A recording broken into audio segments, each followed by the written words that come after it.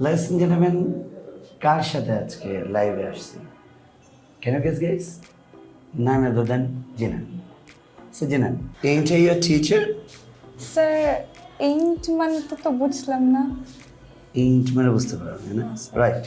মনে হয় অনেকেই কনফিউজড। ain't এই ছোট্ট একটা শব্দ বা হচ্ছে কন্ট্রাকশন, এইটার মাধ্যমে আমরা আসলে অনেকগুলো ওয়ার্ড আসলে এক্সপ্রেস করতে পারি। যেমন যেমন am, is, are. So am, is, are. তো সে ফর এক্সাম্পল এগুলো দিয়ে তুমি একটা সেন্টেন্স বানাও। I ain't working here. আচ্ছা, I ain't working here. So I am not working here মানে হচ্ছে I ain't working here. ওকে, এখন so they ain't going there. yeah, they ain't going there. Yes. আচ্ছা, তারপর she ain't Singing it. okay.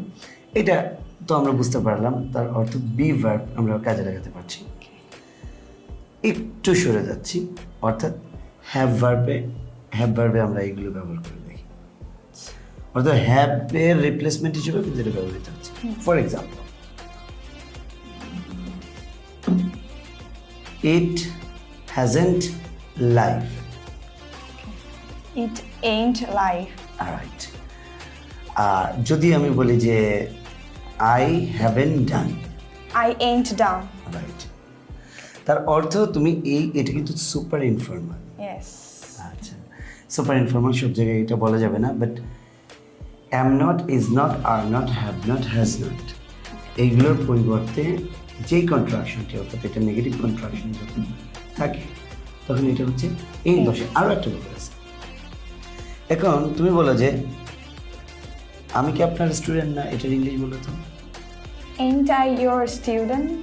Formally বলো, এটা তো informal. Am I not your student? Okay, but এইটা হচ্ছে তুমি যদি কন্ট্রাক্ট করে বলো তাহলে তো হলো না। সো কন্ট্রাক্ট করে বলতে গেলে সেটা হচ্ছে আমরা যেটা ব্যবহার করবো সেটা হচ্ছে ain't. Okay. ain't এখানে আবার পারফেক্ট ওয়ার্ড হিসেবে ain't ব্যবহৃত হয়। You get it? Yes, sir.